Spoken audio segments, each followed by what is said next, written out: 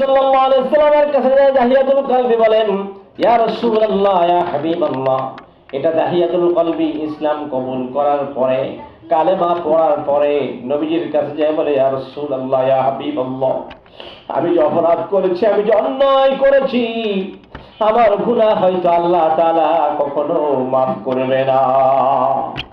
নবীজি বললেন, হে দাহিয়া, তুমি কি অপরাধ করেছো, এমন কি গুনাহ করেছো তোমাকে আল্লাহ মাফ করবে না? আমার কাছে কি একটু বলা যাবে কি? সুবহানাল্লাহ। দাহিয়াতুল কলবি বলেন, ইয়া রাসূলুল্লাহ, ইয়া হাবিবাল্লাহ, দুঃখের কথা, কান্নার কথা, মায়ের কথা, মমতার কথা, দুঃখের কথা, কষ্টের কথা আপনি ছাড়া আর কার কাছে বলবো? নবীজি ঘটনা বলতে গেলে বুকটা যেন ছারখার হয়ে যায়, বুকটা যেন ফেটে যায়।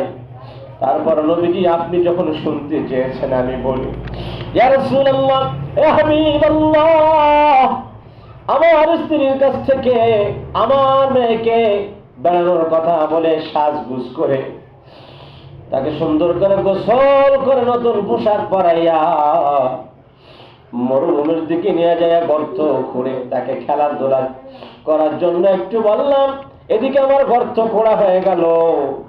গর্ত খোঁড়া হয়ে যাওয়ার পর আমি আমার মেয়ে জামিলাকে ডাক দিলাম, ওগো মা। এদিকে জামিলা বলে, আব্বু তুমি না আমাকে কি দেখাবা? বলে, হ্যাঁ মা, এসো একটু দেখো তো ওই গুহার ভিতর যেন কি দেখা যায়। আরে নিষ্ঠুর জামিলা সুন্দরী দাহিয়াতুল কলবির মেয়ে গুহার কাছে এসে বসে অথবা দাঁড়িয়ে বলে, বাবা কই গুহার ভিতরে তো কিছু দেখি না, মাটি ছাড়া, পাথর ছাড়া। বলে, মা তুমি ভালো করে দেখো, ওই যে দেখো গুহার নিচের দিকে কি যেন দেখা যায়। এই বলার পরে মনোযোগ দিয়া জামিলা সুন্দরী গুহার দিকে নজর করতেছিল। এমন সময় পিছন দিক থেকে নিষ্ঠুর পাষাণ হৃদয়ে আমি দাহিয়াতুল কলবি আমার মেয়ে জামিলাকে পিছন দিক থেকে ধাক্কা মেরে ওই গুহার ভিতরে, ওই কবরের ভিতরে আমি পালাইয়া দিলাম। আল্লাহ।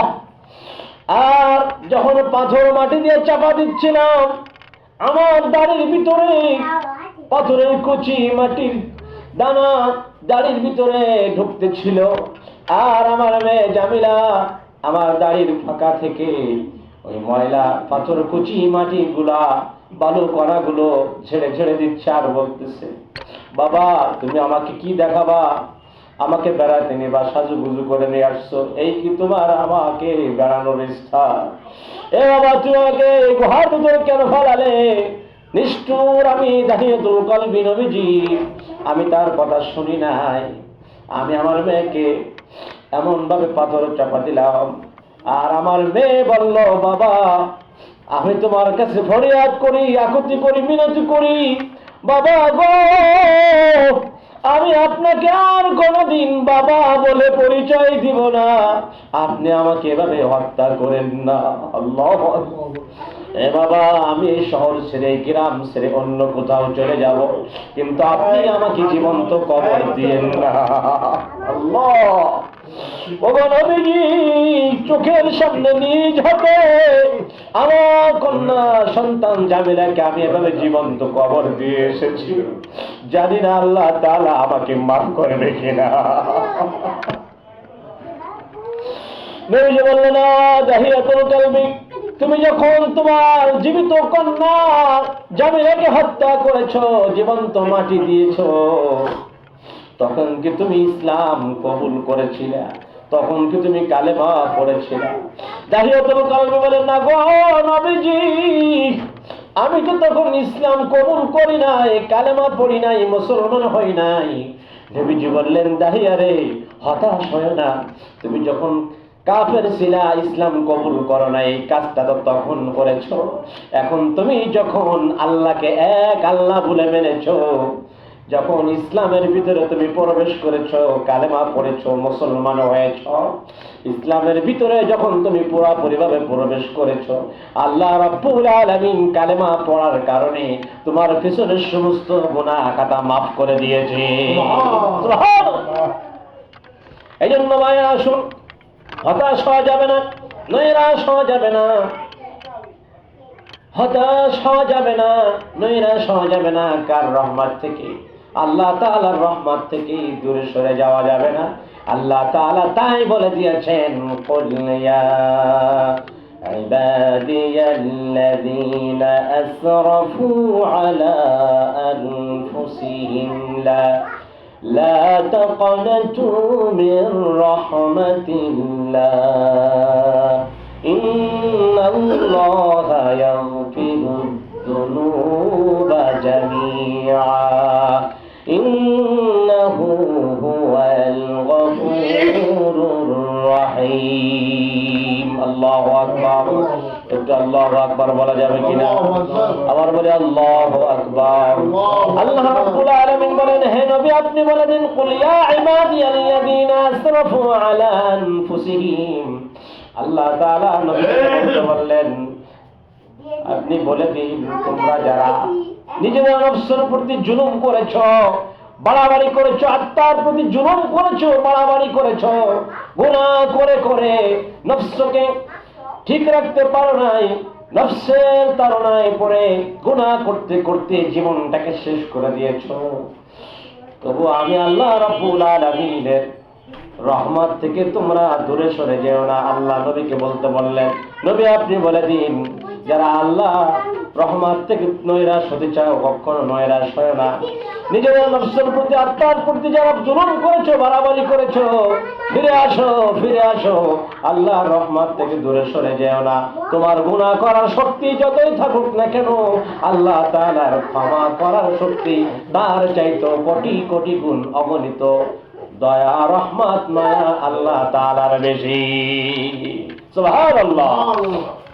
যদি রহমত থেকে নৈরাশ না হও, ফিরে আসো, ফিরে আসো, তওবা ইস্তেগফার করে যদি ফিরে আসতে পারো, আল্লাহ তাআলা বলে দিয়েছেন, ইন্নাল্লাহা ইয়াগফিরুয-যুনুবা জামিআ।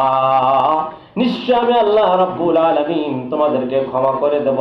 ইন্নাহু হুয়াল গফুরুর রহিম। আমি আল্লাহ রাব্বুল আলামিন ক্ষমাশীল, দয়ালু। আমি আল্লাহ রাব্বুল আলামিন তাকে ক্ষমা করে দিব। আসুন আমরা আল্লাহ তাআলার রহমত থেকে যেন দূরে সরে না যাই। আল্লাহ তাআলার রহমত থেকে দূরে সরে যাওয়া যাবে না। আমার আপনার চেষ্টা যেখানে শেষ, আল্লাহ রাব্বুল আলামিনের চেষ্টা সেখান থেকে শুরু। সুবহানাল্লাহ বলেন। আল্লাহ বলে, বান্দারে তোর গুনাহ করার শক্তি যতই থাকুক না কেন, তোর গুনাহ করার পরিমাণ যদি জমিন পরিমাণ হয়, আমি আল্লাহ রাব্বুল আলামিনের ক্ষমা তোর জন্য আসমান বরাবর ক্ষমা নিয়ে আমি আল্লাহ তোর কাছে দাঁড়িয়ে যাব। সুবহানাল্লাহ। সুতরাং আল্লাহর রহমত থেকে নৈরাশ হওয়া যাবে না, আল্লাহ রাব্বুল আলামিনের রহমত থেকে দূরে সরে যাওয়া যাবে না। কে বলেছেন? আল্লাহ তাআলাই বলে দিয়েছেন। আমরা এমন নবীর উম্মত হয়েছি, কেমন নবীর উম্মত আমরা। সাহাবা আজমাইনরা জীবন দিয়ে দিয়েছে নবীর জন্য, দ্বীনের জন্য, ইসলামের জন্য। রহমতে আলম নবী নূরে মুজাসসাম, সাহাবীরা আতর মাখায় ওই নবীর গাম, সাহাবীরা আতর মাখায় ওই নবীর গাম। রহমতে আলম নবী নূরে মুজাসসাম, সাহাবীরা আতর মাখায় ওই নবীর গাম, সাহাবীরা আতর মাখায় ওই নবীর গাম। উস্তুনে হান্নানা ছিল একটি খেজুর গাছের নাম, যাকে ধরে খুতবা দিতেন রাসূল আকরাম। ঠিক কি না? নবীর বিরহে গাছ কান্দিত রাহে, নবীর বিরহে গাছ কান্দিত রাহে। অবাক হয়ে দেখলেন সব সাহাবা کرام, অবাক হয়ে দেখলেন সব সাহাবা کرام।